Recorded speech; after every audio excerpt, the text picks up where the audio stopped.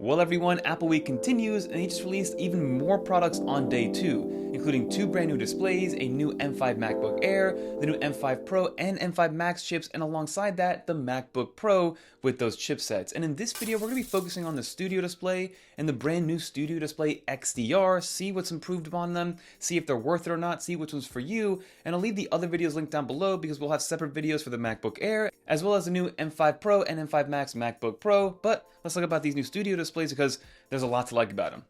Let's get into it. But now before we continue, if you enjoy videos like this one where we keep you updated on all things Apple, consider subscribing to the channel. But now let's talk about the first one, which is going to be the Studio Display. Alright, so let's first talk about the regular Studio Display, and it's going to be the same price point of $15.99 to start off. Of course, we'll talk about the other price points when it comes to the nano texture display and things like that, but bear with me. This is going to be a 27-inch 5K Retina display, so 5120 by 2880. You get 600 nits of brightness, the P3 color gamut is fully supported, and this is designed to be the ideal Mac companion. Whether it is a MacBook Pro, MacBook Air, Mac Mini, Mac Studio, this is going to be the Studio Display or the display for most Mac users if you're willing to spend that money. So what's new in this generation of Studio Display? You get a brand new 12 megapixel center stage camera, you get improved image quality, you get desk view support, so you get that kind of top-down shot that comes with new MacBooks and things like that, so that's always good to see. And that center stage camera will keep you centered whether you move around, acting kind of gimbal-like at the end of the day. Now, it's not the square sensor that the new iPhones have, but it is a center stage camera similar to what you get on the iPads.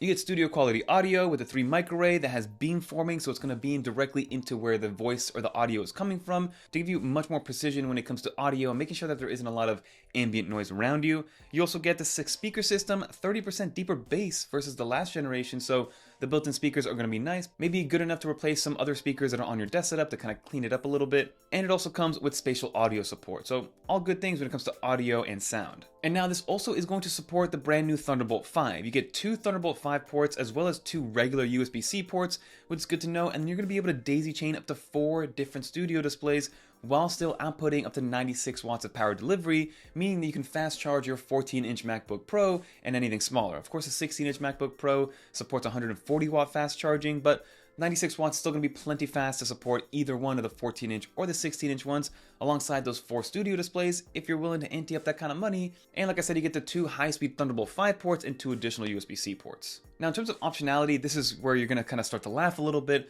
but there's a few different options. You have the regular standard glass display, which is more glossy, but then they also offer the nano texture display. Now you will be paying a premium for that because right now the standard glass version, the entry level is $15.99. If you want to go just nano texture glass, it's going to cost you an additional $300, upping it to $18.99. You also get the tilt stand already included in there, so you don't have to pay extra for it, which is good to see. But if you want to be able to actually change the height of it as well, that's going to cost you an additional $300. So if you don't get the nano texture display, it'll also be $18.99. And then of course you have the VESA mount option if you want to add it to a monitor arm or things like that. So again, this is a high performance type of display solution. I'm not going to say this is going to be a cheap one that everybody should get, but if you're in the Apple world, if you're in the Mac ecosystem, if you want to have some pixel perfect precision when it comes to color accuracy between the Mac displays as well as something like a Studio Display, this is going to be the best one out there. Yes, you're going to be paying a premium for $1,600 at a starting price. There are cheaper options out there, but again, this is the Studio Display by Apple.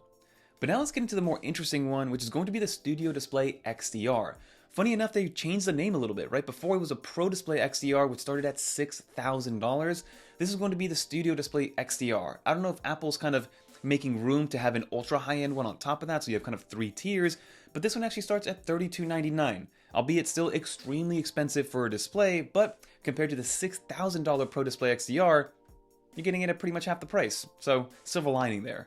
But again, this is a little bit interesting because it's still a 27-inch display compared to the 32 of the Pro Display XDR, and it is a 5K display, but it is a Retina XDR display. But again, not quite up to that 6K display of the Pro Display XDR, albeit it is a much older display and the display tech will be a lot more outdated, but this is still 5K, which again, the $1,600 regular Studio Display is also 5K. But the big difference here is going to be the color accuracy and the display tech. This is going to be a mini LED display. You have 2,300 local dimming zones. I mean, think about how many dimming zones that is on a 27-inch display. For SDR, you get 1,000 nits of brightness. For peak HDR, you get 2,000 nits of brightness, and you get that 1,000,000:1 contrast ratio. So these things are going to give you the most color accuracy by far out of the displays that Apple makes.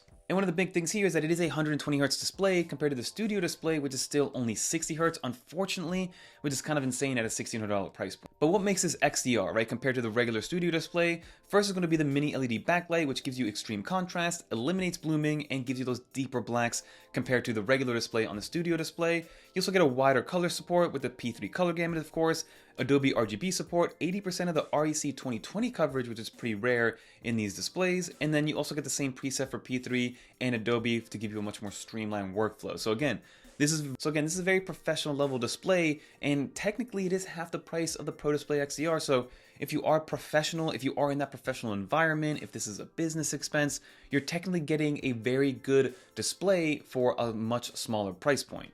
But then of course you do have the 120Hz ProMotion display, which is going to be great to see. I want to see how this pairs up with an iPad Pro at the end of the day, but it's better for gaming, and Apple's been putting their foot forward with a lot more gaming titles and Apple Arcade, and the M series processors being powerful enough from a GPU perspective to handle more AAA gaming, so they had to put their money where their mouth is and at least give us one display with 120Hz for those smooth transitions and the ultra smooth motion. From a connectivity standpoint, you'd be surprised actually. The Studio Display version is still very comparable to the XDR version, but you do get 2 Thunderbolt 5 ports, 2 USB-C ports. You can treat this as a hub as well, so you can have a bunch of peripherals kind of hanging off of it. But it does give you up to 140 watts of fast charging, meaning you can fast charge your 16-inch MacBook Pro in this environment. And then for all the optionality, again, it starts at $3,299, so $3,300. And if you want to get the nano texture display, that's an additional $300. If you want to get the height adjustable mount and stand, that's going to be an additional $300 as well. So you could spend a pretty penny on this display. And then of course, this Studio Display XDR will also have that 12 megapixel center stage camera for those wondering, and built-in speakers, of course. So both the Studio Display and Studio Display XDR will be available for pre-order tomorrow, which is nice to see, and it will be $15.99 for the Studio Display starting, and then $32.99 for the Pro Display XDR starting. And then it'll be actually available on Wednesday, March 11th, depending on if you pre-order or if you want to walk into a store and pick one up. But that's everything to know about the Studio Display and the new Studio Display XDR. Let me know what you think. Is Apple crazy for charging these types of prices for displays, or are you on the other side of the camp where you actually get a huge amount of value out of these displays because of just how high-tech they are and how powerful they are in the Apple ecosystem? Stay tuned for some more videos on everything Apple dropped. Get subscribed and let me know in the comment down below what you think of this specific drop. Are you going to pick one up? Do you have a current Studio Display? Do you have a Pro Display XDR? Always curious to know, but if you made it to the end, leave a dolphin. And if you guys want to watch more videos and more coverage of Apple Release Week, check out one of these videos right here. Until next time, I'm Fernando. Peace, everyone.